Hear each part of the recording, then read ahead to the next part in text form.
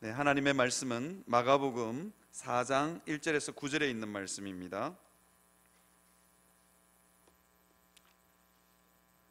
마가복음 신약성경 마가복음 4장 1절에서 9절에 있는 말씀입니다. 제가 가진 성경으로 신약성경 57페이지입니다. 찾으셨으면 제가 한 절 읽고 여러분들 한 절 읽고 교독하도록 하겠습니다. 마가복음 4장 1절에서 9절에 있는 말씀입니다. 교독합니다. 예수께서 다시 바닷가에서 가르치시니 큰 무리가 모여들거늘 예수께서 바다에 떠 있는 배에 올라 앉으시고 온 무리는 바닷가 육지에 있더라.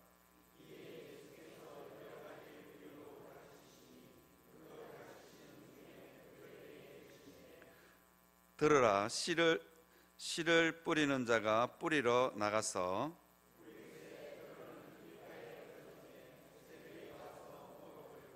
들으는 흙이 얕은 돌밭에 떨어짐에 흙이 깊지 아니하므로 곧 삭이 나오나 들으는 가시떨기에 떨어짐에 가시가 자라 기운을 막음으로 결실하지 못하였고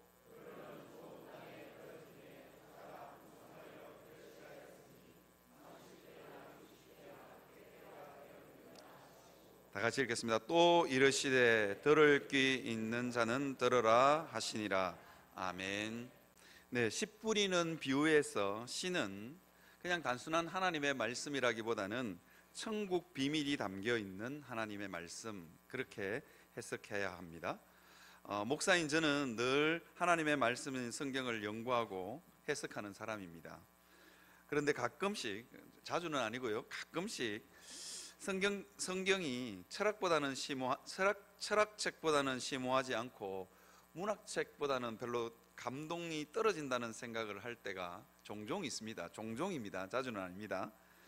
하지만 성경을 가만히 묵상하다 보면 철학책이나 문학책에는 없는 내 삶을 움직이고 내 마음을 움직이는 엄청난 능력이 하나님의 말씀에 숨어 있다는 것을 깨달을 때가 있습니다. 특별히 언제냐면 토요일 저녁에 설교 준비할 때입니다. 참 설교문을 완성하기 전까지만 해도 이거 어떻게 설교하란 말인가 하는 그런 생각이 종종 들 때가 있습니다. 그런데 설교를 준비하다 보면 이 하나님의 말씀에는 세상 책에는 없는 내용들이 담겨 있구나 하는 것을 깨닫게 됩니다. 그래서 오늘 우리가 읽지는 않았지만 이 씨 뿌리는 비유에서 예수님이 뭐라고 말씀하시냐면 이 하나님의 말씀에는 하나님 나라의 비밀이 담겨 있다라고 이야기합니다. 비밀은 헬라어로 미스테리온이라는 단어인데요, 미스테리온, 신비가 숨어 있다는 거죠. 도저히 세상 사람들이 알 수도 없고 세상 사람들이 깨달을 수 없는 그 신비, 미스테리가 하나님의 말씀에 심겨져 있다 하는 것입니다. 여러분들은 혹시 이게 씨앗을 한번 뿌려본 적이 있는지 모르겠습니다. 저는요 가끔씩 씨앗을 뿌리는데요, 제가 뿌릴 때마다 너무너무 신기한 게 있어요. 뭐냐면 조그만한 씨앗, 정말로 작고 초라한 씨앗을 화분이나 밭에 뿌렸는데 어느 순간 삭이 나고 어느 순간 잎이 나고 어느 순간 줄기가 나고 어느 순간 정말로 그 씨앗보다는 몇 배가 더 큰 꽃이 달리기도 합니다. 그리고는 가을이 되면 그 씨앗 하나에서 그 씨앗보다 몇 배가 더 큰 과일이 맺히기도 하고 열매가 맺히기도 하는 것을 보았습니다. 이게 뭐냐면 씨앗이 가지고 있는 가능성입니다. 우리가 주일마다 늘 듣는 그 말씀에는 이게 천국의 비밀이 그곳에 숨어 있는 거죠. 처음 뿌릴 때는 밭에 뿌릴 때 초라하기 짝이 없는 조그만한 씨앗이었지만 그게 시간이 지나면서 아주 대단한 그 씨앗의 몇 배나 큰 열매를 맺기도 하고 꽃을 내기도 한다는 것입니다. 여러분 혹시 수박 씨앗을 여러분 본 적이 있는지 모르겠습니다. 저는 여름에 수박을 먹을 때마다 수박 씨앗이 정말 그렇게 작지는 않지만 하여튼 굉장히 작고 새까맣습니다. 그런데 그 새까만 조그만한 그 수박 씨에서 어떻게 제법 큰 우리 한아름 정도 되는 수박이 그렇게 달리는지 모르겠어요. 그것도 겉은 파랗고 안은 빨개요. 새카만 씨앗을 뿌렸는데 빨간 속살이 있는 수박이 이제 달리게 되는 거죠. 이게 씨앗이 가지고 있는 가능성입니다. 때때로 우리가 늘 듣는 하나님의 말씀이지만 그 하나님의 말씀에 뭐가 담겨 있다고요? 천국의 비밀, 천국의 신비가 거기에 담겨 있는 것입니다. 여러분, 제가 한번 그림을 한번 띄워 주시겠습니까? 준비해온 그림이 하나 있는데요. 여러분들, 이게 뭐냐면요, 이게 성막입니다. 구약에 여러분 자주 등장하는 성막인데요, 저 성막은 네 단계로 이렇게 덮개를 덮습니다. 네 단계로 덮개인데 첫 번째는 이제 가늘게 꼰 배실입니다.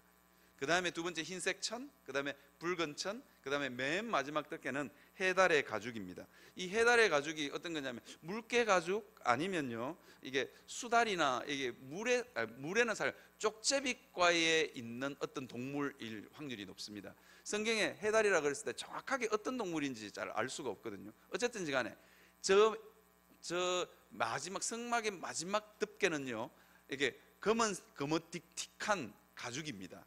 그러다 보니까 팔레스타인에 굉장히 그 강한 햇볕이 내리쬐는 거기에 저 성막이 지어지고 이게 덮개를 덮기 때문에 저게 가죽은요 쩍쩍 갈라지고 털은 이게 색이 발할 확률이 굉장히 많습니다. 그래서 우리가 지금은 저거를 네 단계로 이렇게 보라고 저렇게 해놨지만 실제로 성막은요 거뭇축축한 것이 그냥 턱 덮여 있습니다. 그것도 햇볕에 너무 발해가지고 가죽은 쩍쩍 갈라져 있고 흰색 검은 털은 윤기가 전혀 빠져가지고 정말로 저게 뭔가 싶을 만큼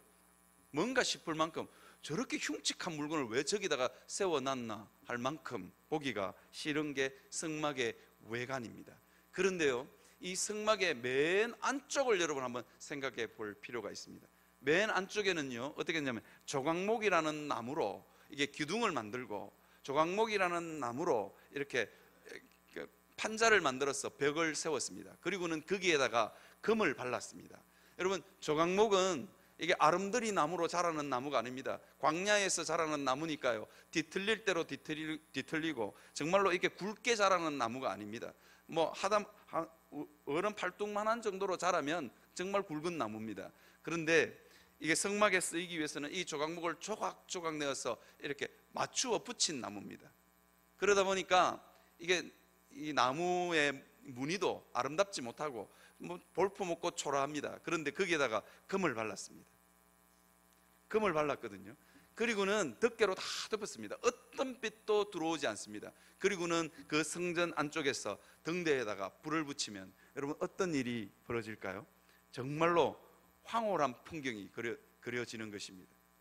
세상 사람들은 도저히 알 수 없는 그 거뭇틱틱한 그 성막 안에 그런 황홀한 풍경이, 그죠? 금으로 발라서 온 성막 안이 반짝이기 시작합니다. 어떤 햇빛, 어떤 빛도 들어올 수 없도록 차단했기 때문에 그 빛은 너무 휘황찬란한 것입니다. 성도가 살아가는 모습이 이와 같습니다. 참 겉으로는 너무너무 볼품없지만 하나님의 말씀이 임해서 30배, 60배, 100배의 열매를 맺은 성도의 삶이 이와 같다는 겁니다. 세상 사람들은 도무지 알 수 없죠. 세상 사람들은 우리들의 겉모습을 보면서 어쩌면 더 초라할 수도 있고 어쩌면 우리가 살아가고 있는 모습이 더 초라할 수도 있습니다. 그럼에도 불구하고 그 마음 안에, 마음 깊은 곳에 천국의 비밀을 간직한 사람이 누구냐? 성도입니다. 그 천국의 비밀, 그 천국의 황홀함은 어디서부터 오느냐? 하나님의 말씀에서부터 온다 하는 것입니다.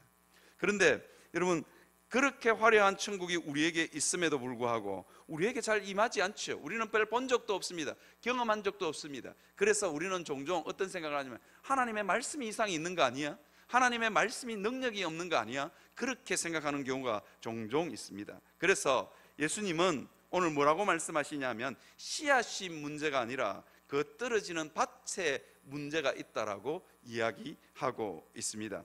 어떤 밭은 30배, 60배, 100배의 열매를 맺는 밭도 있지만 어떤 밭은 그 씨앗이 떨어져서 싹조차도 틔우지 못하는 그런 밭도 있습니다. 왜? 너무 딱딱했어요. 어떤 밭은 겨우 겨우겨우 싹을 틔웠지만 뿌리를 내리지 못하고 비실비실하다가 햇볕에 말라서 죽는 밭도 있는 것입니다.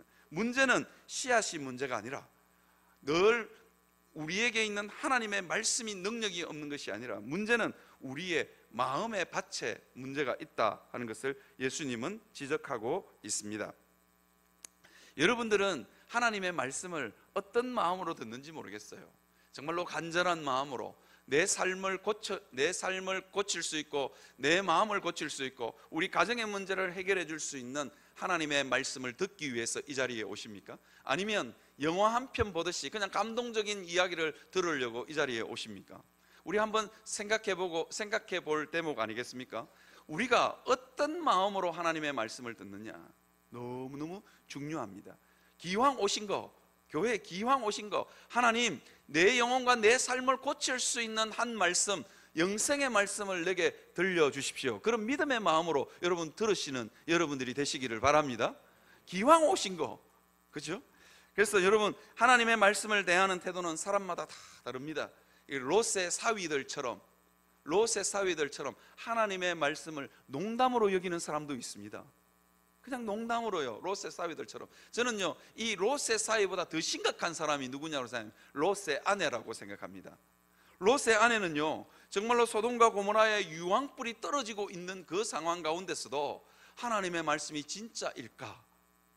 아니면요 하나님께서 뭐라고 말씀하셨냐면 소돔과 고모라를 떠나라 그랬습니다. 그럼에도 불구하고 소돔과 고모라에 남겨놓고 온 그 재산에, 불타고 있는 그 재산에 미련을 버리지 못합니다.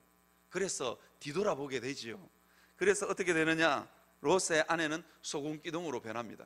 여러분 정말 대단하지 않습니까? 하나님의 말씀이, 하나님의 사자들이 와서 예언한 대로 유황불이 내리고 있음에도 불구하고 하나님의 말씀을 의심하고 꼭 저렇게 돼야 되나 하는 자기의 욕심을 포기하지 못하는 인생들의 모습, 이게 우리의 모습이 아닌가 한번 돌아볼 수 있었으면 좋겠습니다. 우리도 하나님의 말씀을 농담처럼 듣기도 하고 하나님의 말씀보다는 내 생각이, 내 고집이 더 중요할 수가 있다는 것입니다. 그러면 어떻게 되느냐? 천국이 임하지 않는다 하는 것입니다. 말씀이 문제가 아니라 뭐가 문제라고요? 우리의 마음의 밭이 문제인 것입니다. 저는 오늘 여러분들과 함께 이 마가복음을 묵상하면서 이 씨 뿌리는 비유에 대해서 한 주나 두 주나 한 세 주 정도 여러분들과 함께 한번 살펴보려고 합니다. 도대체 교회를 오래 다녔음에도 불구하고 왜 내 삶 가운데는 천국이 임하지 않을까? 그 근본적인 원인을 씨 뿌리는 비유를 통해서 한번 찾아보려고 합니다. 첫 번째, 길가밭입니다. 첫 번째 길가밭은 제가 부정적으로 적었다가 바꾸었습니다. 길가, 어떤 사람에게 천국이 임하느냐? 하나님의 말씀이 선포되었을 때에 자기 생각과 고집을 꺾을 줄 아는 겸손한 마음 가운데 천국이 임합니다. 사실은 제가 이거 반대로 적어놨었거든요. 그런데 이거 부정적인 것보다는 그래도 긍정적인 게 낫겠다 싶었어요. 하나님의 말씀이 선포되었을 때에 자기 생각이 있고 자기 고집이 있습니다. 그런데 그 말씀 앞에 자기를 꺾을 줄 아는 겸손한 마음이 있는 사람에게 천국이 임한다는 것입니다. 성도 여러분, 여러분들은 종종 등산로나 화단을 다니면서 사람들이 너무 많이 다녀서 풀 한 폭이 안 나는 땅을 여러분 본 적이 있습니까? 가끔씩 보면 화단인데 길이 아닌데 사람들이 지름길이라고 너무 많이 다녔어. 그 주변에는 풀이 잘 자라고 꽃도 잘 자라는데 그 다니는 그 길에는 풀 한 폭이 안 나는 그런 땅을 여러분 본 적이 있죠. 길가밭이 그런 땅입니다. 너무 많은 사람들이 다녔어. 여러분 사람이 참 독한 것 같아요. 이게 제가 보면 잡초나 풀이 얼마나 독하냐면 바위에도 여러분 바위에도 풀이 돋아나더라고요. 바위에도 나무가 자라고요. 그 정도로 이게 식물의 생장력이 강력합니다. 그런데 사람이 자주 밟고 지나간 땅에는 풀 한 폭이 안 자랍니다. 그 정도로 사람이 독한 것 같아요. 어쨌거나 그런 땅입니다. 수많은 사람들이 지나다녔기 때문에 풀 한 폭이 나지 않는 것처럼 길가밭은요 수많은 생각과 수많은 사상과 수많은 신념과 수많은 종교들이 지나간 땅입니다.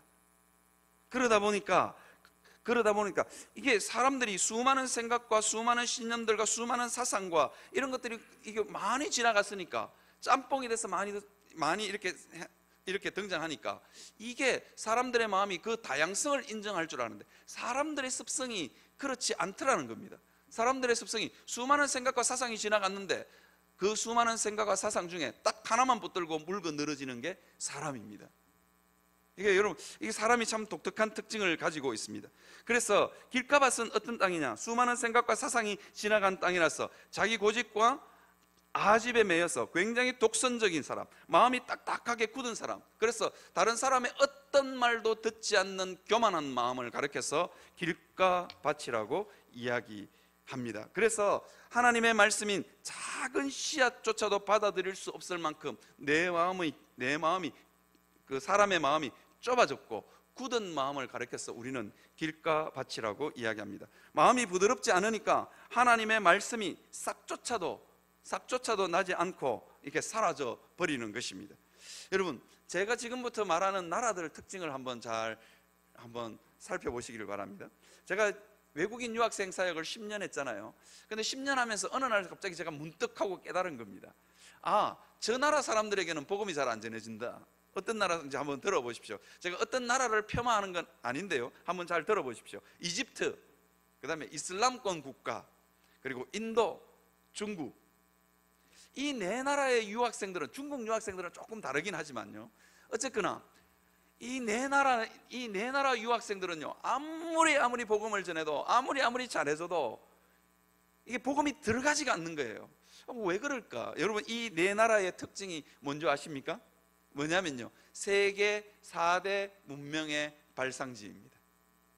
그러다 보니까요, 수많은 생각과 수많은 신념들이 다 지나간 땅들입니다. 심지어는 인도나 이집트나 이슬람권 같은 경우는 이게 종교들이 다 지나간 땅입니다. 그러다 보니까 특히 인도 사람들, 이게 불교도 지나가고 그 다음에 힌두교도 지나가고 이슬람도 지나가고 거기에는 없는 게 없습니다.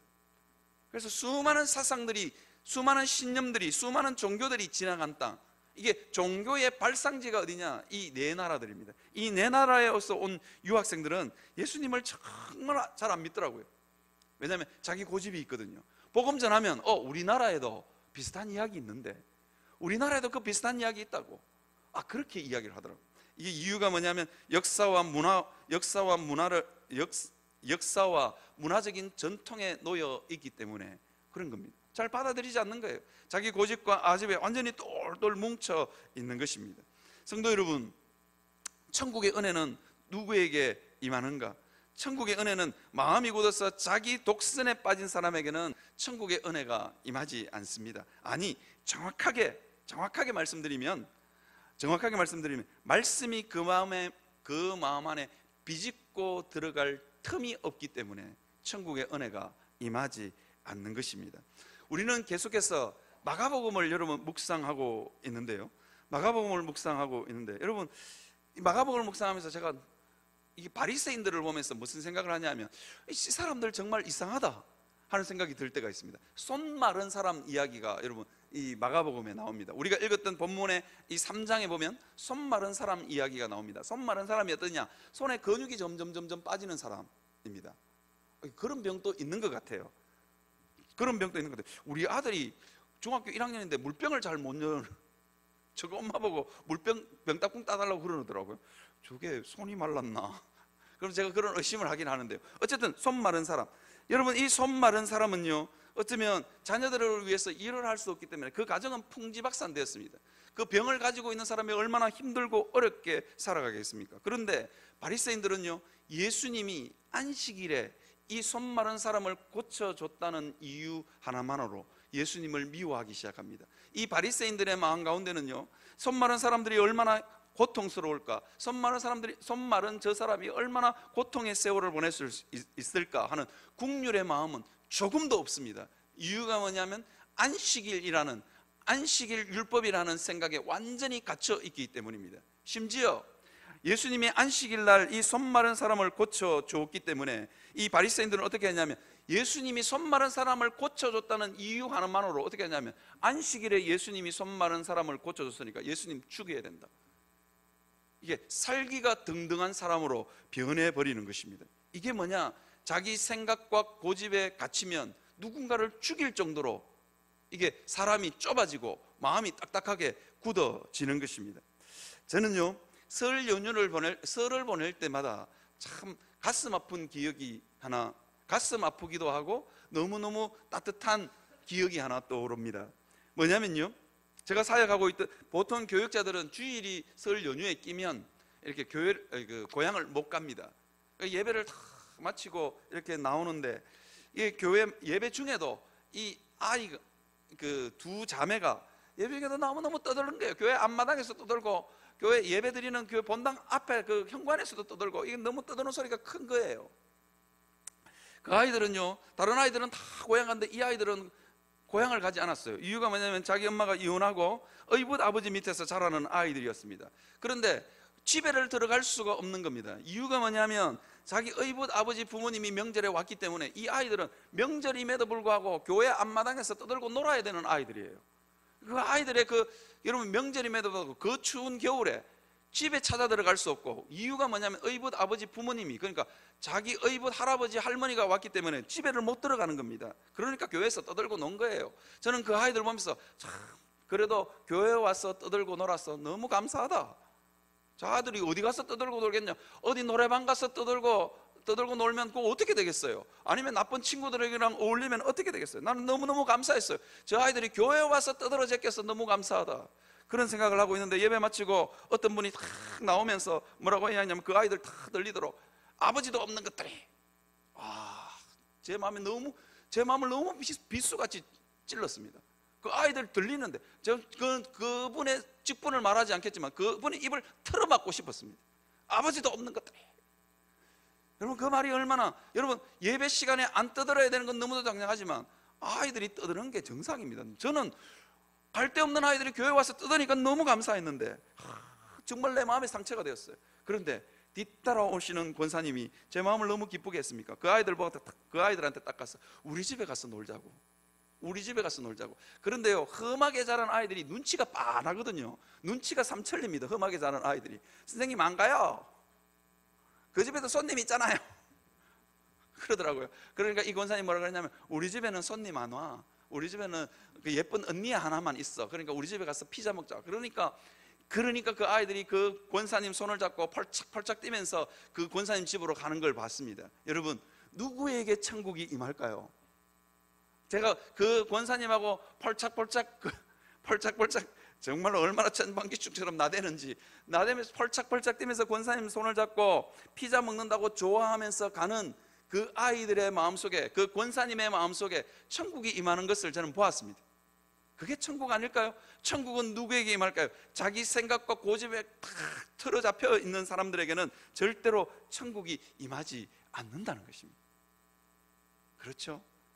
그래서 마음이 어느 정도는 마음이 부드러워. 여러분, 다른 것은 틀린 것이 아닙니다. 다시 한 번 더 말해볼까요? 다른 것은 틀린 것이 아닙니다. 여러분, 우리나라는요, 끊임없이 다른 것을 향해서 혐오하게 만드는 것 같아요. 다른 것을 향해서 혐오하게 만드는 것 같아요. 우리는 좌파 우파 나눠가지고 막 서로 혐오하게 만드는 것 같아요. 혐오하게. 그래서 혐오의 정치를 하시는 것 같아요. 이게 정말로 하나님 앞에서, 여러분, 다른 것은 틀린 게 아니라니까요. 여러분, 다른 것은 절대로 틀린 게 아닙니다. 다른 것은 틀린 게 아닙니다. 저는요, 사역하면서 제가 참 정말로 저하고 사역 스타일이 다른 형님이 한 분, 제가 사역하는 선교단체에 있었어요. 이 형님은 플레이보이 기질이 다분한 친구였어요. 다분한 분이었어요. 그래서 늘 사역은 열심히 안 하고 성경 공부도 안 하고 맨날 여학생들하고 히다거린다는 말 무슨 말인지 아시죠? 맨날 이 형님은 예쁜 유학생이 오면 언제나 그 형님이 그 옆에 가 있는 거예요. 저는 얼마나 그 형님이 꼴벨견인지 몰랐어요. 저런 사람은 진짜 좀 우리 선교단체에 없었으면 좋겠다고. 아니, 예쁜 자매만 오면 항상 그 형님이 늘 예쁜 여학생들하고, 저도 인물이 꽤 괜찮은데 얼마나 제 마음을 갈기갈기 찢어놓는지. 언제나 그리고 맛있는 것만 있으면 그 예쁜 여학생들 앞에 탁 앉아가지고 먹는 거예요. 얼마나 꼴별견인지. 저하고는 너무너무 다른 사람이었습니다.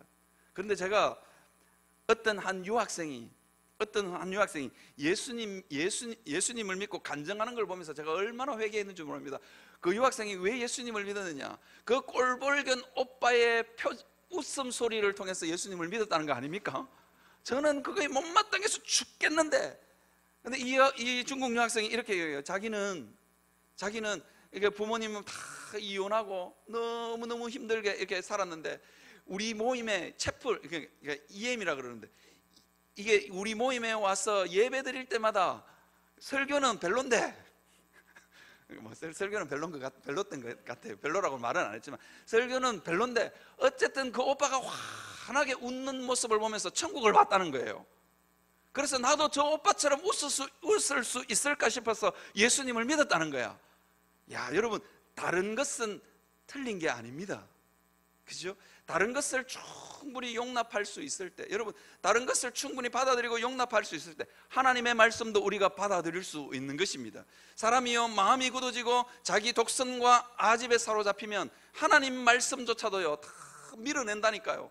왜? 내랑 다르면, 내 생각과 다르면 아무리 하나님의 말씀이라도 성경에 있어도 여러분 부정할 수 있는 게 인간이랍니다. 그걸 아셔야 됩니다. 그래서 이 길가밭에는 하나님의 말씀이, 조그마한 하나님의 말씀이 정말로 싹이 날 수도 없을 정도로 좁고 굳은 마음을 가리키는 것입니다. 사랑하는 성도 여러분, 그런 마음에는 천국이 임하지 않습니다. 하나님 앞에서, 하나님의 말씀 앞에서 자기의 생각과 아집도 기꺼이 하나님 말씀이라면 꺾을 수 있는 여러분들이 되시기를 주님의 이름으로 축원합니다. 그죠? 꺾을 수 있는 것. 여러분, 그런데 그냥 고집불통으로 그냥 남아있으면 되는데, 오늘 성경은요 그 이상을 이야기하고 있습니다. 뭐라고 이야기하냐면, 길가밭에 씨를 뿌렸는데 그 씨가 어떻게 되냐면 새들이 와서 낼름 낚아채서 잡아먹는다, 먹어버린다, 그렇게 이야기하고 있습니다. 예수님은 이 부분을 우리에게 친절하게 잘 해석해 주고 있습니다. 그게 뭐냐면 마가복음 4장 15절에 뭐라고 이야기하냐면, 말씀이 길가에 뿌려졌다는 것은 이들을 가리킴이니 곧 말씀을 들을 때에 사탄이 즉시 와서 그들에게 뿌려진 말씀을 빼앗는 것이요, 그렇게 되어 있습니다. 여러분, 고집 센 것, 그리고 자기 고집과 아집에 사로잡혀 있는 것, 이건 교만합니다. 그렇기 때문에 이 문제는 그냥 고집불통으로만 남아있는 것이 아니고 영적인 문제로 흘러간다 하는 것입니다. 사단이 즉시 와서, 여러분, 그냥 사단이 한참 보고 있다가 오는 게 아니고 즉시 온다. 여러분, 교만하고 자기 생각과 고집에 똘똘 뭉친 그 마음에는 뭐가, 사단이 즉시 온다라고 이야기하고 있는 것입니다. 그래서 이거는 여러분 그냥 고집 센 문제로 그냥 남는 게 아닙니다. 이건 그런 게 아니고 영적인 문제로 흘러간다는 것입니다. 그래서요, 이런 분들은 대체로 어떤 일이 벌어지냐, 이게 여러분들 안에 비판을 잘 하시는 분들 있잖아요. 뭐든지 비판을 잘 하시는 분들, 그 마음에는 뭐가 찾아온다고요? 사단이 찾아올 확률이 많습니다. 그래서 사단이 끊임없이 부추깁니다. 그래서 뭐든지 비판합니다. 여러분, 비판하는 자리에 천국이 임하는 거 보셨습니까? 비판하는 그 자리에 여러분 생명이 깃드는 거 보셨습니까? 저는 지금도 잊지 못합니다. 신학대학원을 가면 설교 실습이라는 거 하는데요, 딱 10분인가요? 15분 딱 설교하고 20분을 그 반 클래스 전체가 한 사람의 설교를 놓고 난도질을 합니다. 와, 그 충격 너무너무 대단합니다. 저는 아직도 그때 나를 신랄하게 비판했던 목사님 만나면 기분이 별로 안 좋아요. 한 20년이 지났음에도 불구하고 기분이 안 좋아요. 그때 진짜 그럴 수 있었냐, 진짜 저 사람이 그럴 수 있냐라고 생각합니다. 뭐냐면요, 이게 뭐냐면 이런 겁니다. 여러분, 누군가를 신랄하게 비판한다는 것, 그건 참 여러분 너무너무 고통스러운 겁니다. 이게 그렇게 되면 영적인 문제로까지 이어진다는 것입니다. 여러분, 잘 한번 생각해 보십시오. 우리가 마가복음을 계속해서 묵상하고 있는데요, 마가복음에 사탄이, 귀신이요, 예수님이 나타났을 때 하나님의 아들인 걸 압니다. 아는데 예수님 앞에 굽힐 생각이 전혀 없습니다. 예수님을 섬길 마음도 없습니다. 하나님의 아들인 것을 분명히 알았음에도 불구하고 그럴 마음이 전혀 없는 거예요. 이유가 뭘까요? 그 마음이 뒤틀렸기 때문입니다. 여러분, 비판하는 사람은, 참소하는 사람은 끝까지 참소합니다. 예수님은 이 사탄을 가리켜서 뭐라고 했냐, 참소자라고 이야기합니다. 참소자. 그래서 참소하는 자리, 거기에는요, 누군가를 비난하는 그 자리에는 생명이 자라지 못할 뿐만 아니라 악한 영적인 문제가 생겨나게 되는 것입니다. 그래서 더 심하게 비판하게 되는 것입니다. 자기가 너무 옳다고 생각하기 때문입니다. 그죠? 그리고 길가밭에는 오만 생각들과 오만 신념들과 오만 사상들이 모여 있는 것이 어디냐? 길가입니다. 그랬어요. 사람을 탁 올려놓고, 여러분 사람을 떨어놓고 여러분 한번 비판하기 시작하면요, 비판할 게 너무너무 많습니다. 왜냐하면요, 사람이 못순 덩어리이기 때문이다. 우리는 참 우리 자신을 바라보면서 너무 괜찮다, 내 존재가 너무너무 괜찮다라고 생각하지만, 여러분 사람은요, 털어서 먼지 안 나는 사람 없다는 그 말이 진리인 것 같아요. 왜냐하면 우리는 못순 덩어리입니다. 다르게 말하면요, 신학적으로 말하면 우리가 죄인이기 때문에 입댈 게 너무 많은 거예요. 여러분 교회 오시면 성도들 하나 도마 위에 올려놓고 여러분 한번 칼질을 해보십시오.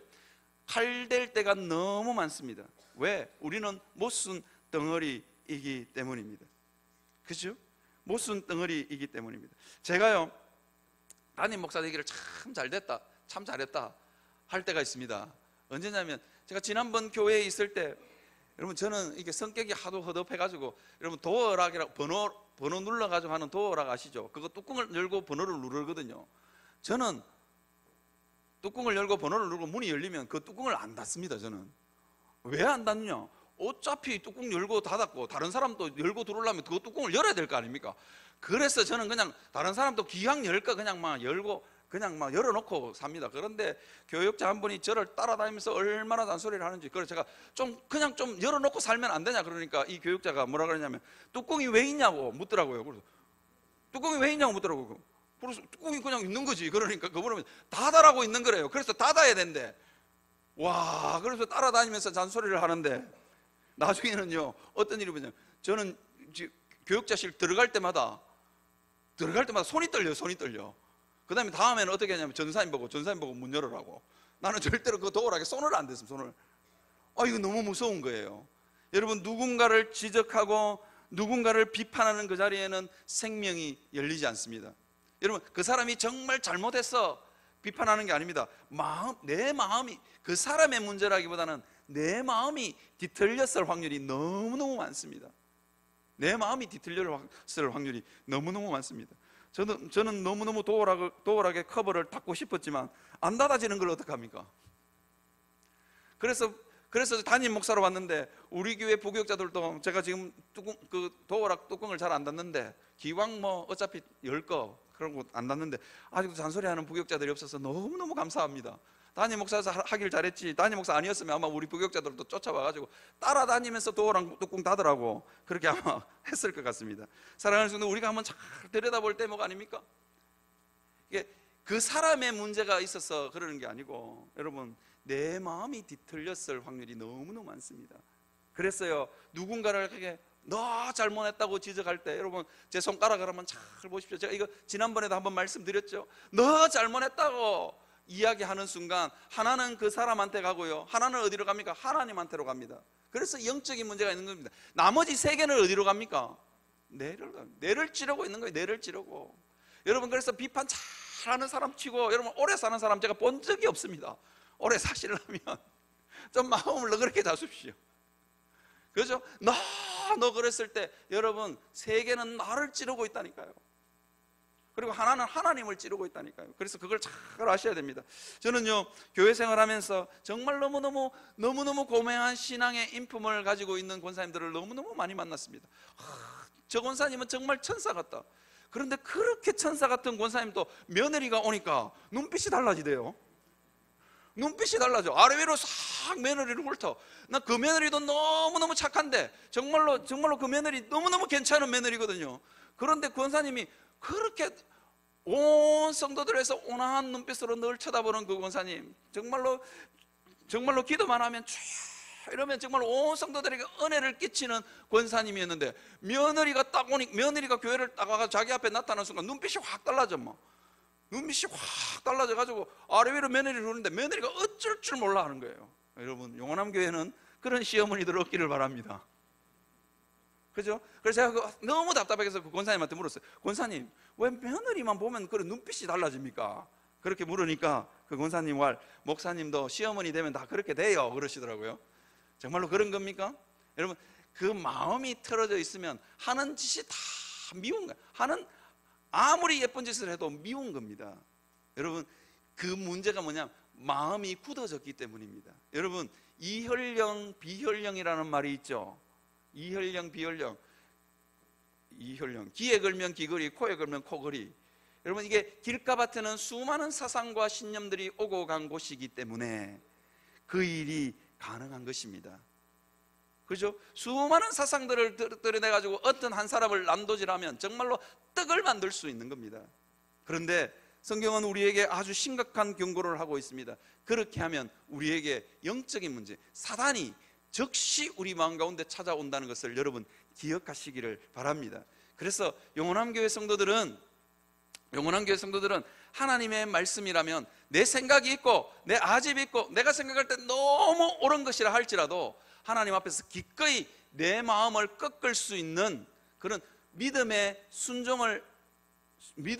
믿음으로 순종할 수 있는 여러분들이 되시기를 바랍니다. 순종이 뭐냐? 내 생각은 있음에도 불구하고 꺾는 겁니다. 내 마음을 꺾는 겁니다. 그럴 때 뭐가 임하느냐? 천국이 임하게 되는 것입니다. 제가 우리나라에서 정말 둘째가라면 서러울 분이 예수님 믿은 이야기를 하나 해드리려고 합니다. 이어령 교수를 여러분 아는지 모르겠어요. 이어령 교수는 우리나라에서 석학 중에 석학입니다. 대체로 우리나라의 석학들은 국어국문과 출신입니다. 양주동 교수, 이게 국어국문과 교수거든요. 이분들이 뭐 하냐면 사전을 대체로 편찬해요. 그러니까 대단한 석학들입니다. 뭐 경제학 한 사람들, 사회학 한 사람들, 이런 사람들 따라갈 수 없을 정도로 석학입니다. 이어령 교수도 국문학 박사지요. 그래서 정말로 우리나라에서는 정말로 이게 학문적인 영역에 있어서 둘째가라면 서러울 뿐입니다. 그런데 이분이 수많은 학문을 섭렵했을 거 아닙니까? 기독교도 섭렵하고 불교도 섭렵하고 도교도 섭렵하고 수많은 학문들을 섭렵하신 분입니다. 그래서 그는 죽을 때까지, 나이가 들어서 은퇴해서 70이 넘었을 때까지 한 번도 기독교에 마음을 주본 적이 없는 분입니다. 한 번도 자기 생각을 꺾어본 적이 없는 거예요. 자기 이론이 너무너무 완벽했기 때문에. 세상의 모든 학문을 통달하신 분. 그래서 어떤 학자가 와도 어떤 신학자가 와도 이분하고는 논쟁할 수가 없는 거예요. 그 정도로 대단한 분이었습니다. 그런데 그분이 어느 날 갑자기 자기 학문적인 모든 것을 꺾습니다. 이어령 교수가 예수님 믿은 사건을 학문계에서 뭐라고 이야기하느냐? 한국의 학문계에 떨어진 핵폭탄이라고 이야기합니다. 이어령 교수가 예수님을 믿을 거라고는 아무도 몰랐다는 거예요. 어떻게 저분이 예수님을 믿을 수 있냐는 거예요. 왜? 그 학문적인 능력이, 그 학문적인 그 업적이 너무 탁월했기 때문입니다. 그런데 이분이 어느 날 하나님 앞에 자기 생각을 꺾습니다. 이유가 뭐냐면 자기 딸이 암으로 죽어가고 있는데 자기의 그 수많은 지식이 딸에게는 무용지물인 거예요. 자기가 가지고 있는 학문적인 인맥으로, 여러분 학문적인 그 모든 인맥들, 문화부 장관까지 하신 분 아닙니까? 그러니까 권력으로는 정말로 대단하신 분입니다. 자기가 가지고 있는 학문적인 모든 지식을 동원해도, 자기가 가지고 있는 모든 학문적인 인맥을 다 동원해도, 우리나라의 최고의 의사를 갖다 붙여도 자기 딸을 고칠 수가 없는 거예요. 그래서 이어령 교수가 마지막으로 하나님 앞에 무릎을 꿇습니다. 내가 생각할 때는 우리 딸이 암에서 낫는 건 거의 불가능입니다. 왜? 그 수많은 의사들이, 똑똑하다는 분들이 불가능하다고 다 이야기했거든요. 그런데 불가능함에도 불구하고 인생이, 머리로는 불가능하다 그래서 자기 딸이 죽어가는 것을 보면서 포기할 부모가 어디 있겠습니까? 그러니까 마지막으로 엎드린 곳이 어디냐? 하나님입니다. 하나님, 내 딸 한번 살려주십시오. 내 학문적인 고집과 아집 내 다 내려놓습니다. 그렇게 고백했던 사람이 이어령 교수입니다. 여러분, 그래서 이분이 마지막으로 지은 시가 있는데요, 이게 예수님 믿고 나서 지은 시입니다. 어느 무신론자의 기도라는 시입니다. 이 시를 여러분들에게 읽어드리고 설교를 마칠까 합니다. 하나님, 당신의 제단에 꽃 한 송이 바친 적 없으니 절 기억하지 못하실 겁니다. 그러나 하나님, 모든 사람이 잠든 깊은 밤에는 당신의 낮은 숨소리를 듣습니다. 그리고 너무 적적할 때 아주 가끔 당신 앞에 무릎 꿇고 기도드립니다. 이게 인생의 모습의 본질입니다. 그리고는 뭐라고 이야기하냐면요, 이렇게 이야기합니다. 좀 더 가까이 가도, 중간에 있는 시는 좀 생략하겠습니다. 좀 더 가까이 가도 되겠습니까? 당신의 발끝을 가린 성스러운 옷자락을 때 묻은 손으로 조금 만져봐도 되겠습니까? 그리고 그것으로 저 무지한 사람들의 가슴 속을 풍금처럼 울리게 하는 아름다운 시 한 줄 쓸 수 있도록 허락해 주시겠습니까? 이게 이효령 교수의 마지막 예수님을 믿고 나서 지은 시입니다. 하나님 앞에서 때 묻은 손으로 하나님의 성스러운 옷자락 한번 만져봐도 되겠습니까? 얼마나 사람이 겸손합니까? 이럴 때 천국이 임하는 것입니다. 여러분, 우리가 길가밭에 있는 모든 사람들이 명심해야 될 것이 있습니다. 그게 뭐냐면 자기 자신을 보라는 것입니다. 자기 자신이 얼마나 고집덩어리인지, 자기 자신이 얼마나 모순덩어리인지, 그것을 알면 하나님 앞에 겸손해질 수 있다는 것입니다. 그래서 자기 생각과 아집을 꺾고 하나님 앞에 엎드릴 때, 그때 천국이 임하는 것입니다. 때 묻은 손으로 조금 만져봐도 되겠습니까? 그렇게 고백할 수 있는 여러분들이 되시기를 주님의 이름으로 축원합니다. 그래서 천국이 여러분들 마음 가운데 임하는 역사가 있기를 주님의 이름으로 축원합니다.